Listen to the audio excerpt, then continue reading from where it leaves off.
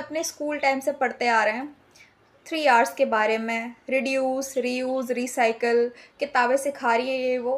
पर मुझे लगता है ये तो आप अपनी मम्मियों से सीखो यार, ये तो हमेशा से उन्होंने शायद ये चीज़ें पढ़ी भी नहीं है और वो हमेशा से अप्लाई कर रही है। जैसे रिड्यूस ही है वो, नहीं ये चीज़ वेस्ट नहीं करनी, जितना यूज़ है उतना ही लो, ये वो। हमारी मम्मियाँ हमेशा से कर रही हैं।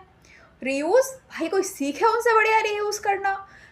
बॉर्नवीटा और हॉर्लिक्स के डब्बों में दालें भरी जा रही हैं, कोई एक डब्बा वेस्ट हो रहा है? नहीं हो रहा ना।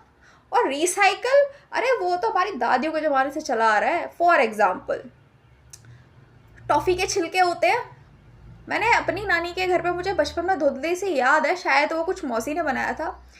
पुराने ज़माने में लाइटें बड़ी चली जाती थी, मतलब बहुत पुरानी बात, जैसे आज से 20-20 साल पुराने टाइम पे लाइट कम आती थी, जाती थी, तो गर्मियों में से हाथ वाले पंखे हुआ करते थे। तो वो जो टॉफ़ियाँ होती हैं, उससे डेकोरेट किया गया है वो पंखा भाई, टॉफ़ियों के छिलके से। और जो बोरे यूज़ होते हैं जिसमें यूरिया आता है, चीनी आती है, जो बोरे होते हैं, उससे भाई, उससे सामान बनाया जा रहा है, बैठने का आसन बनाया जा रहा है, तो रिसाइक्लिंग तो तब से हो रही है। प्रॉब्लम ये है कि हमारे कल्चर में चीज़ें हमेशा से थी, शायद हम भूल गए।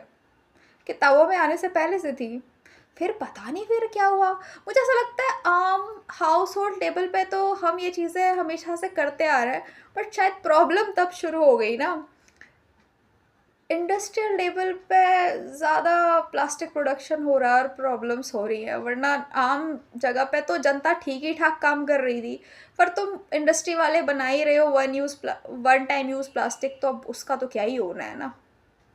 तो वो तो बैन ही कर देनी चाहिए, या मतलब बैन नहीं, उसको अच्छे से यूटिलाइज़ करना चाहिए। पर हमारे इंडियन घरों में वो जो मुझे लगता है इशू हमें नहीं है, इंडस्ट्रीज़ में उन्होंने तो कह दिया भाई ये रिसाइक्लेबल है, लेकिन आम जनता जितना अपने लेवल पे कर पा रही है उतना तीनों आर फॉलो करती है। पर प्रॉब्लम रेगुलेशन इंडस्ट्रियल लेवल पे है कि उनकी जिम्मेदारी होनी चाहिए ना, प्रोड्यूस किया है तो वो कैसे उसको मैनेज करते हैं। आम जनता के पास इक्विपमेंट तो है नहीं, वो एक लेवल तक ही ये काम कर सकती है, तो इशू उधर है, हम लोगों में इशू है नहीं।